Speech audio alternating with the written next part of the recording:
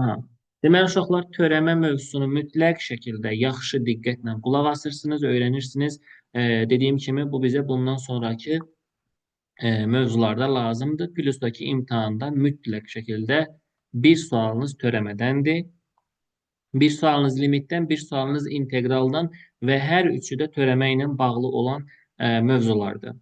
Törəmə deyəndə verilən funksiyadan yeni bir funksiya alırıq. Məsələn, birinci növbədə qaydanı belə yazıram ki, x üstündə n. Bunun törəməsini tapanda ştrix şəklində üzərinə sadəcə ştrix qoyulur. Törəməni tapanda uşaqlar, üstündəki rəqəm qarşıya gəlir və üstündən biri azalır. Yəni, n qarşıya gələcək, biri azalacaq. Olacaq, n çıxılsın 1. Məsələn, mən deyirəm ki, x üstündə 8-in törəməsi nəyə bərabərdir? Deyəcəksiniz, 8 qarşıya gəldi, 8-dən biri azaldı, qaldı burada 7. Hər zaman belədir? Bəli, hər zaman belədir. Qüvvəti qarşıya gətirirəm, üstdən biri azalır. Mütləq mi azalmalıdır? Bəli, azalmalıdır.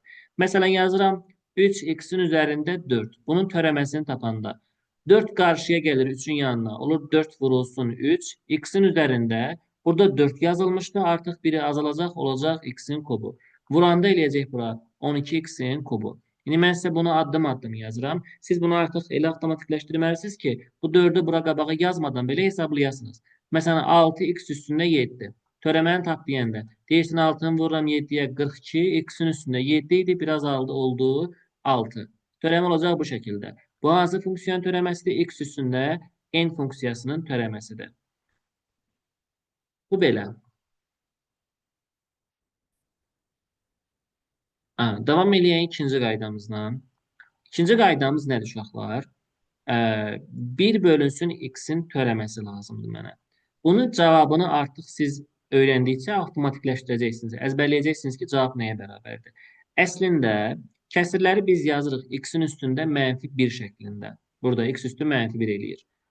Bunun törəməsini tapanda bildik ki, qarşıya gətirirəm -1-i. X-in üstündə -1-dən birini çıxıram. -1 çıx 1. Eyni qaydanı tətbiq edirəm. Görürsünüz, hamısında eynidir. Olacaq -1 yazılmır deyə -x yazıram. X üstündə də -2. Bu da eləyəcək -1 böl x-in üstündə -2. Birbaşa siz bunu öyrənəcəksiniz. Yəni, deməli eləyirsiniz. 1 böl x-in törəməsi deyən kimi deyirsən ki, -1 böl x-in kvadratı.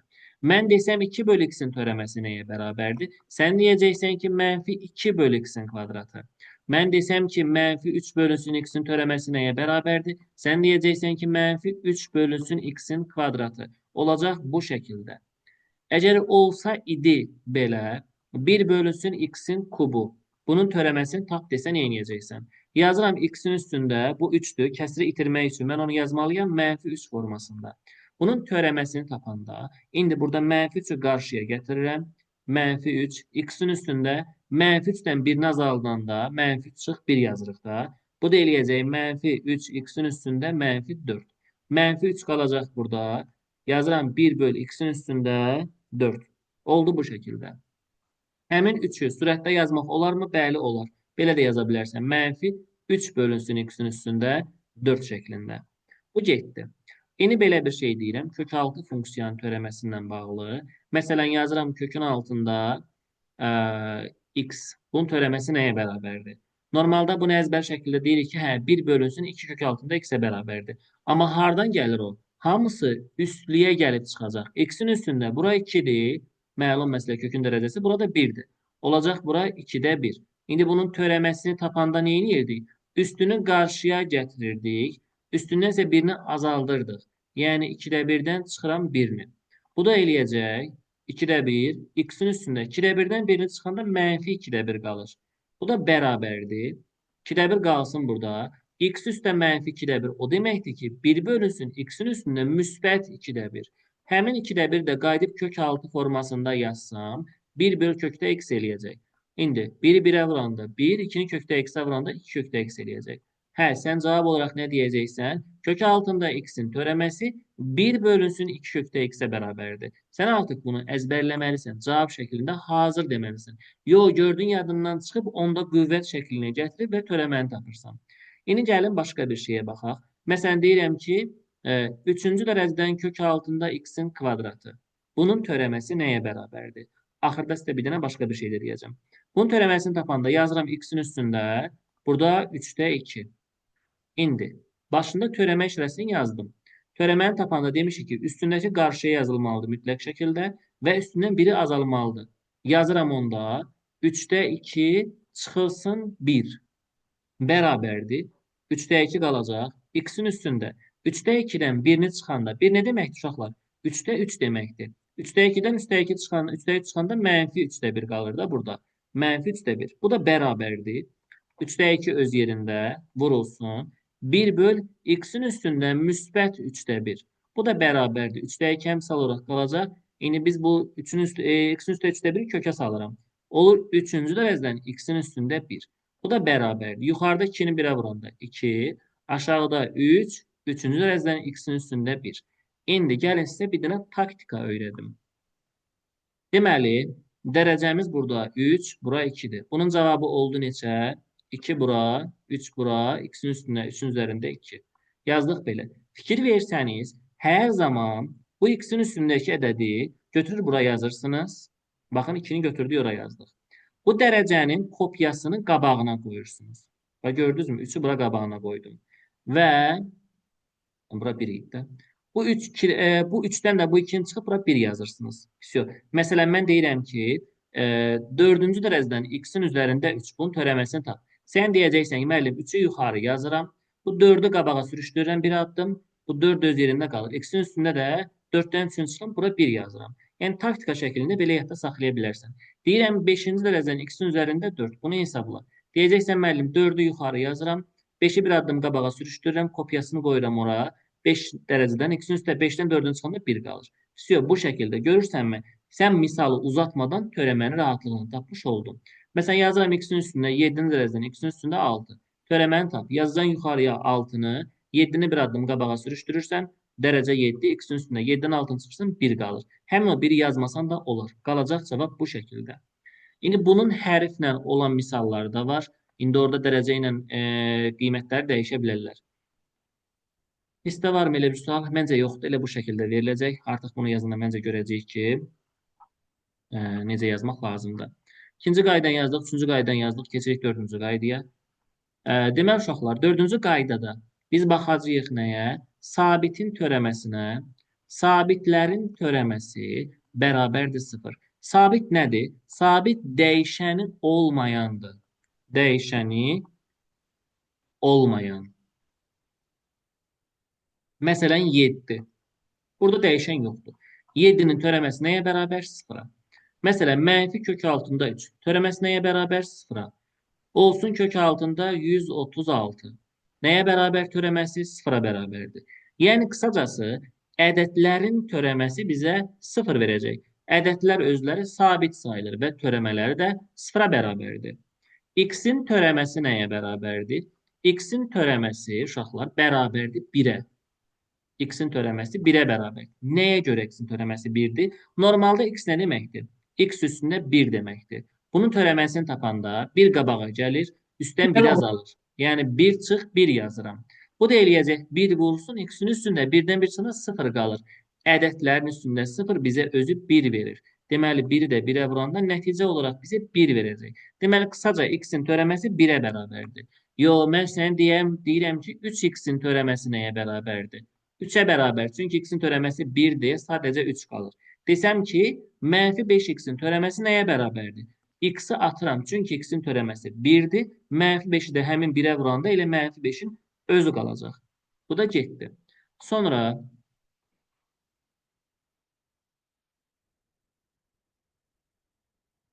deməli, baxaq indi, deməli mən nə dedim sizə?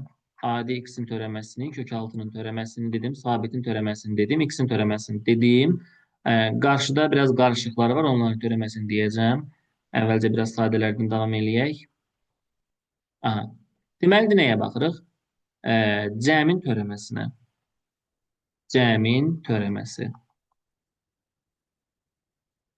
Cəmin törəməsində uşaqlar ayrı-ayrı törəməyə baxırsan. Məsələn, A üstə gəl B-nin törəməsini tap deyirsə, sən A-nın törəməsinin üzərinə B-nin törəməsini gəlirsən. Məsələn, deyir ki, 4x-in kubunu 4x'in kubu üzərinə gəlirsin 6x-dir. Törəməsini tap bunun. Fx yazır sənə belə bir funksiya. Deyir ki, f'in törəməsi x nəyə bərabərdir? Və burada başında ştrix varsa, bilin ki, törəmə soruşur səndən. Onda sən yazırsan ki, f'in törəməsi x bərabərdir.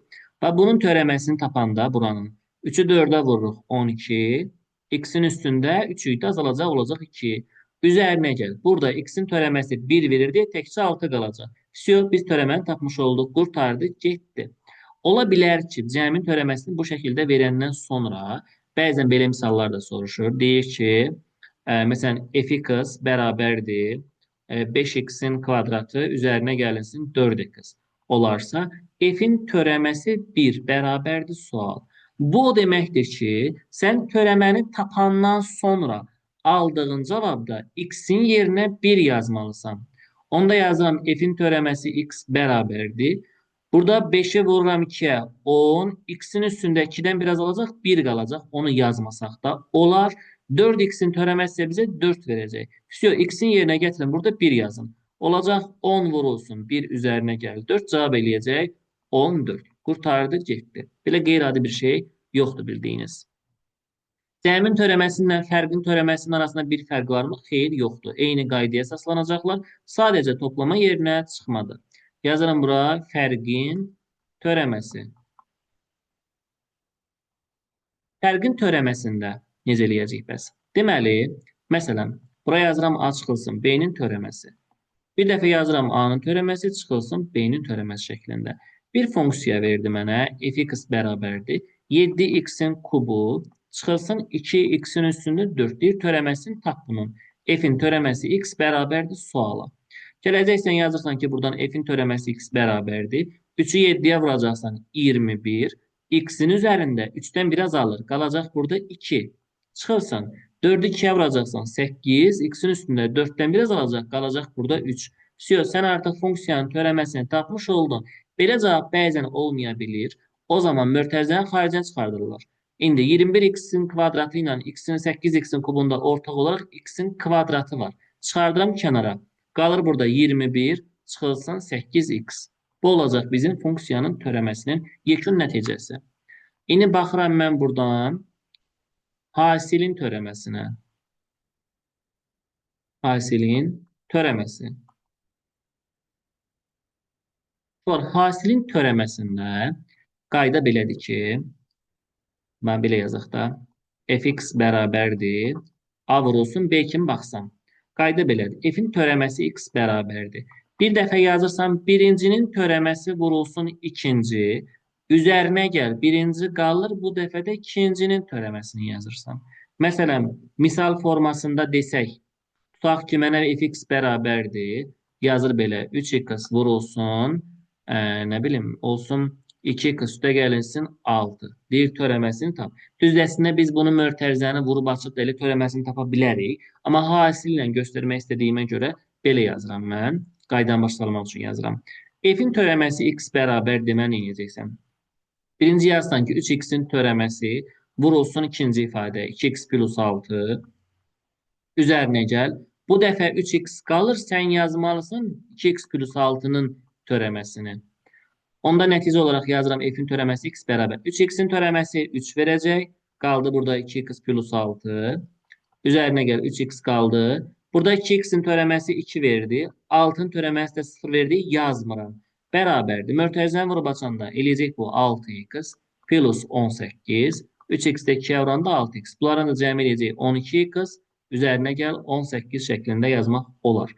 İndi mən burada başqa funksiyaları yazanda bununla bağlı misal yazacağım. Hələ ki, sadələrdən davam edirəm. Deməli, nisbətin törəməsinə baxaq indi. Əslində belə yazmaq olar. Gəlin başqa bir misal da yazın buna aid. Gözləyin. Kök 6 ilə yazaq misalı. Aha. Bu olsun nümunə 1. İndi yazaq buradan nümunə 2'sini. Deyir ki, fx bərabərdir. 2 bölünsün x vurulsun kök altında x. Deyir törəməsini tapın. Nə etməliyəm? Birinci yazmalıyam 2 bölü x'in törəməsi vurulsun kökdə x'in özü. Üzərinə gəlinsin. 2 bölü x qalacaq bu dəfə. sən yazmalısan kökdə x-in törəməsini. Bu da bərabərdir. 2 böl kökdə x, 2 böl x-in törəməsini bayaq öyrəndik ki, bizə verdi mənfi 2 böl x-in kvadratı vurulsun kökdə x özü qaldı. Plus, burada 2 bölünsün x bu dəfə özü qaldı. Kök altında x-in törəməsində biz öyrəndik ki, 1 böl 2 kök altında x verdi bizə. Bu da bərabərdir. Bu da mənfi 2 kökdə x, bunları vuranda aşağıda x-in kvadratı üzərinə gəlinsin. Bu 2 ilə bu 2 getsə yuxarıda, bir aşağıda x kök altında x. Nəticə olaraq bu şəkildə qala bilər. İndi mən özümə misallar yazıram deyə nəticələri biraz anormal şəkildə ala bilərik. Təbii ki, testdə bu qədər səy-səy şeylər verilməyəcək. Yaxşı. Gəlirəm indi nisbətin törəməsinə. Yazaq bura. Nisbətin törəməsi. Nisbət də kəsirdir də, bölmədir. Yəni, A bölünsün B-nin törəməsi nəyə bərabərdir? Yazıram aşağıda məxrəcin kvadratı. Yuxarıda sürətin törəməsi vurulsun məxrəc. Çıxılsın, məxrəcin törəməsi vurulsun sürət. Bu qaydaya əsaslanacaq. Təkrar edirsiniz, cümləni yadda saxlayırsınız ki, məxrəcdə məxrəcin kvadratı yazılır. Sürətdə sürətin törəməsini vurursunuz məxrəcə, çıxılsın, məxrəcin törəməsini vurursunuz sürətə. Bu şəkildə hesablama eləyəcəksiniz. Məsələn, yazır belə. 2x bölünsün x üstə gəlinsin 3. Törəməsini tapın deyir. Deməli, nə edəcəksən? Törəmə işlərisini qoyduq başına. Bərabər. Məxrəcdə dediyimiz kimi məxrəcin kvadratı. Yuxarıda sürətin törəməsi, yəni 2x-in törəməsi vurulsun məxrəcin özü x plus 3. Çıxılsın. Bu dəfə məxrəcin törəməsi vurulsun sürətin özü, yəni 2x. Bərabərdir. İndi buradan aşağı özü olduğu kimi qalacaq x plus 3-ün kvadratı. Bununla işimiz ola bilməz. Yuxarıda 2x-in törəməsi mənə 2 verəcək. Çünki x-in törəməsi 1 idi axı. Ona görə 2 qaldı. Mötərizədə x plus 3 öz yerində.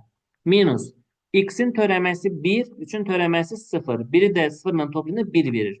Bu 1-i də 2x-ə vuranda onsuz da bura 2x verəcək. Yəni bir şey dəyişmədi, qaldı olduğu kimi.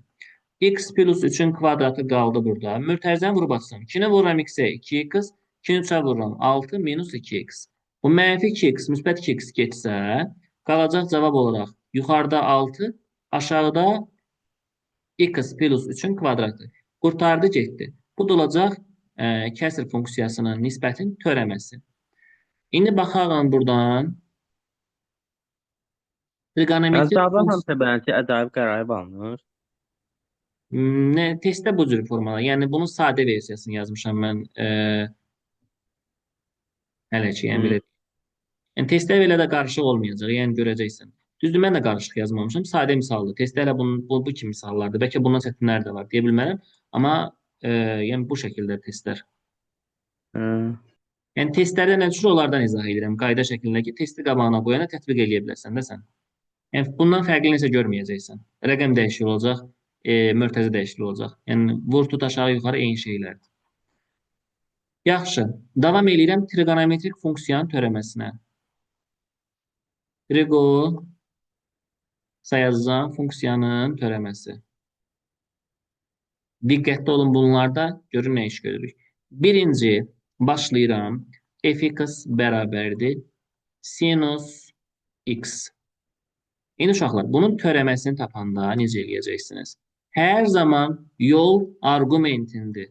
Birinci argument, bax buna baxacaqsınız. Bura nə yazılır, ona baxıram. Birinci yazıram, argumentin törəməsi vurulsun. Sinusu dəyişirsən, eləyirsən kosinus. Adları dəyişdi. X-in törəməsi 1-dir, onsuz da. O yazılmır, cavab olaraq mənə verəcək kosinus x. Qurtardı, getdi. İndi misallar formasında yazsaq, məsələn, sinus 3x-in törəməsi deyəcəm. Sən birinci növbədə işin argumentləridir. Bu 3x-i götürməlisən. Yazıram bura 3x-in törəməsi vurulsun. Sinuslu dəyişib olacaq kosinus 3x. Öz yerində. 3x-in törəməsi 3, kosinus da yanına yapışdır getsin. Oldu bu şəkildə. Sonra, məsələn, deyirəm ki, sinus 5-də 1 x-in kvadratı. Bunun törəməsini tap deyir. Sən deməli, birinci argumentə n hərfindən sonraya baxırsan. Yazıram 5-də 1 x-in kvadratının törəməsi vurulsun, sinus adını dəyişib olacaq kosinus. Qalan hər şey öz yerindədir. 5'te 1 x'in kvadratı bərabərdir. Burada x'in kvadratın törəməsinə 2 qabağa gəlirdi. 5'te 1'in yanına 2 yazanda 5'te 2 eləyəcək. X'in də üstdən biri azalırdı. Burada x'in kvadratıdırsa artıq burada x olacaq. Kosinusunda nə var? Özünü yapışdır, geçsin bura. 5'te 1 x'in kvadratı. Sonra sinus getdi. Keçək indi kosinusa. Deməli, fx bərabərdir. Sinusun yerinə bu dəfə yazıram kosinus x'in törəməsi. İndi baxın, sinusun törəməsi bizə kosinus verdiyi halda kosinusun törəməsində bizə mənfi sinus verəcək. Ümumiyyətlə, C hərfindən başlayanlarda mənfilik var. Nəticə olaraq mənfilik var. Deməli, əvvəlcə yazıram. Arqumentə yol veririk birinci. X'in törəməsi. Buradan da ki, kosinusu dəyişib bu dəfə mənfi sinus eləyəcəksiniz. Və bu şəkildə. Qurtardı getdi. X'in törəməsi onsuz da bizə 1 verir, yazılmır. Qalacaq nəticə olaraq mənfi sinus x. İndi misalları mürəkkəbləşdirsək biz, yazaq ki, fx bərabərdir. Kosinus 5x'in törəməsi. Əvvəlcə arqumentə yol versək, birinci mən 5x'in törəməsi yazmalıyam. Vur olsun. Kosinus dəyişib olacaq mənfi sinus 5x bərabərdir. 5x'in törəməsi bizə 5 verəcək. Çünki x'in törəməsi 1'dir. Yerdə qalacaq. Vur olsun. Mənfi sinus 5x. 5'i də bura vuranda eləcə mənfi qarşıya çıxır da. 5 sinus 5x şəklində olacaq. İndi baxacağıq üçüncü olaraq fx bərabərdir tangens x-ə. Tangens x-ə. Bunun törəməsində uşaqlar tangensdən, kotangensdən mütləq şəkildə kəsr xətti var. Yuxarıda yenə yolu arqumentə veririk də burada. X'in törəməsi. İndi tangensi belə yadda saxlayırdıq da. Tangensi trigonometriyada öyrənmişik ki, sinus böl kosinusa bərabərdir. Məxrəzdə nə olmalıdır deməli? Kosinus olmalıdır. Buradan yadda saxlayın. Deməli, məxrəzdə kosinus olmalıdır. Bunu geri qaytarıram, mane olmasın bizə. Deməli, onda yazıram. Yuxarıda arqumentin törəməsi. Aşağıda yazacaqsınız ki, tangensin yerinə yazırıq. Kosinus kvadratı x. Bu şəkildə. İndi, mən bunu misal formasında deyəcəm sizə. Əslində, bunun özü də misaldır. Sadəcə mən bunu düstur formasında göstərirəm ki, başa düşəsiniz. Məsələn, yazıram ki, tangens 4x-in törəməsi nəyə bərabərdir? Kəsr xətti çəkəcəksən, birinci arqumentə yol veririk. 4x-i yuxarı yazıram, törəməsi. Aşağıda isə yazmalıyam mən kosinus kvadratı 4x. İndi 4x'in törəməsi mənə 4 verəcək. Yerdə qalanı köçürdürəm. Kosinusun kvadratı 4x şəklində olacaq. Məsələn, əmsallı olsa 3 tangens 7x törəməsi nəyə bərabərdirsə. Mənim bu 3 ilə nə işim var? Bu yazıq durub da öz yerində. Qalsın burada. Keçirəm bura. 7x'in törəməsini yuxarı yazmalıyam. Aşağıda isə yazmalıyam. Kosinus kvadratı 7x. İndi 7x'in törəməsi 7 verəcək. Mən 3'ü vuracam 7'yə. Yuxarı eləyəcək 21. Aşağını isə olduğu kimi yazıram. Kosinus kvadratı 7x. Qurtardı getdi. Kotangensi də izah edeyim. Sonra biraz sual cavabı keçərik. Bir dəqiqə gözləyin. Ayırın buranı. Deməli, dördüncü, trigonometriyadan dördüncü tay qaldı. Deməli, uşaqlar, kotangens x-in törəməsi bərabərdir. Bayaqları kosinusda, C ilə başlayanlarda mən sizə dedim axı, mənfi var. Deməli, indi kotangensdə C ilə başladığına görə bunda da mənfi var. Yazıram mənfi. Yuxarıda eyni qayda. Yazıram bura x-in törəməsi, yəni əvvəlcə arqumentə yol veririk həmişə. Məxrəcə isə bu dəfə kotangensin məxrəci sinus olduğuna görə sinusun kvadratı x yazmalıyıq. Nəticə olaraq mənfi 1 bölünsün sinusun kvadratı x verəcək bizə. Başqa misal kimi baxsaq buna, kotangens, məsələn deyirəm, 7x-in törəməsini tapıram.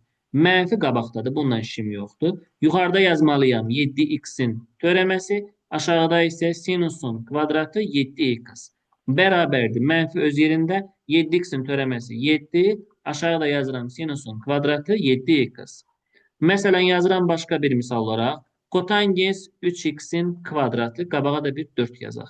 Bunun törəməsi bərabərdir. Mənfi qalacaq, qabaqdakı 4 də qalacaq. Keçirəm bura. Yuxarı yazmalıyam 3x-in kvadratının törəməsi. Aşağını dəyişirəm, eləyirəm. Sinusun kvadratı 3x-in kvadratı. Bərabərdir. Mənfi 4 vurulsun. 3x kvadratının törəməsi 3-ü 2-yə vururam 6x eləyəcək. Məxrəcində özünü yazırıq da burada. Olacaq sinusun kvadratı 3x-in kvadratı. Bərabərdir. Mənfi 4-ü 6-ya vuranda 24x eləyəcək. Aşağıda isə sinusun kvadratı 3x-in kvadratı qalacaq bu şəkildə. İndi mən bir dənə bunları ayırım ki, biz evdə baxanda bir-birinə qarışdırmayaq ki, hansı nədir. Hər bir sətir ayrı bir misaldır.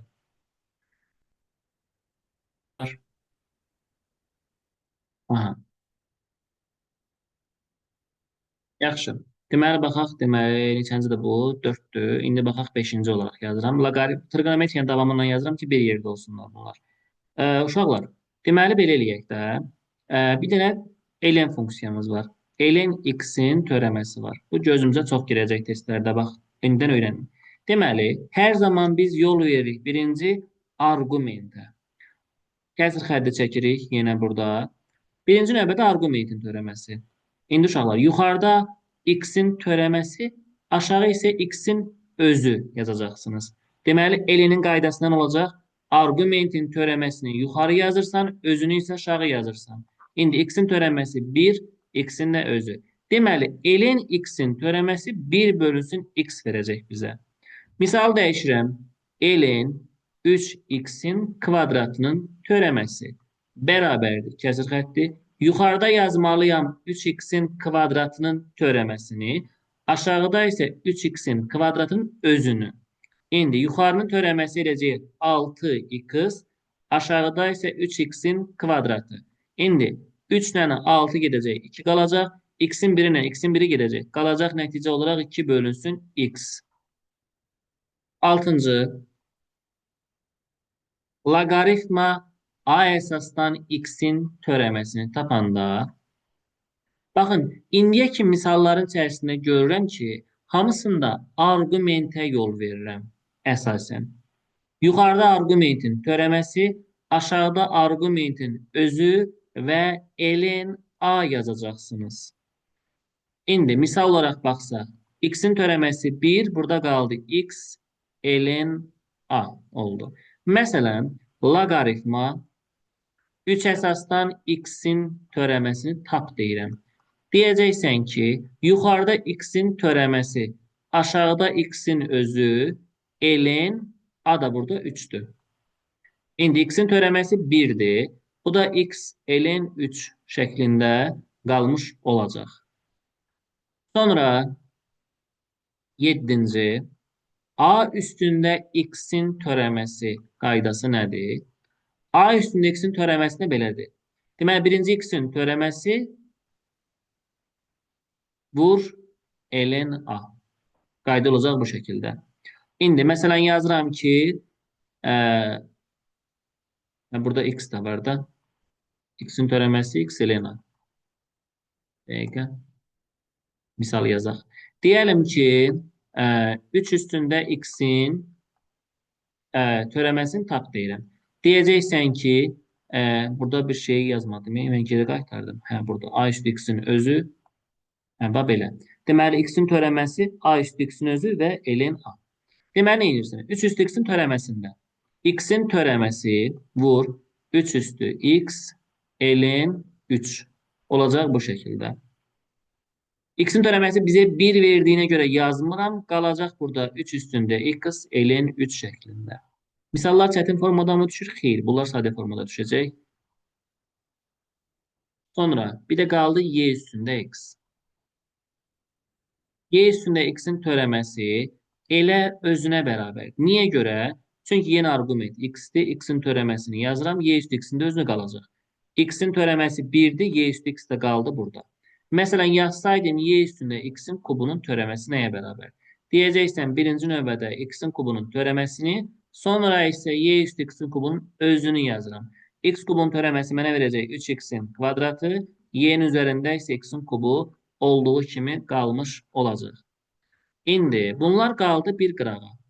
Bunlara aid misalları qarışdırıb versək sizə. Yazın bura. Nümunələr. Sonra mürəkkəb funksiyanın törəməsi. Əslində biz yazdığımız demək olar ki, hamısı mürəkkəb funksiyadır. Məsələn, deyir ki, f(x) bərabərdir 3x'in kvadratı ln x deyir, törəməsini tapın. Sən burada görməlisən ki, bunun biri bir funksiyadır, biri də başqa bir funksiyadır. Arasında isə vurma var. Deməli, ağlına həmin dəqiqə gəlir ki, bu hasilin törəməsidir. Hasilin törəməsinin qaydası nə idi? Birincinin törəməsi vurulsun ikinci, vurulsun ikinci, üzərinə gəl, birinci qalırdı. Bu dəfə isə ikincinin törəməsini yazırdım. Hasilin törəməsində. Bərabərdir. 3x'in kvadratın törəməsi bizə verəcək 6x. Ln x də öz yerində. 3x kvadratı qaldı. Ln x'in törəməsi nə demişdik? 1 bölü x-ə bərabərdir. Bərabər olsa 6x qaldı. Ln x qaldı. Buradakı x-in biri ilə bu x-in biri getdi. Qaldı burada 3x. Hətta istəsəniz buradan 3x-i mötərizənin xaricinə çıxardıb ln x 2 ln x üzərinə gəl, bir də saxlaya bilərsiniz. Yazın bura mürəkkəb funksiyanın törəməsi.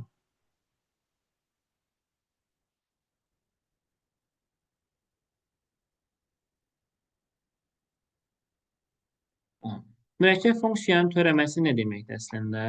Məsələn, belə bir funksiya verəcək.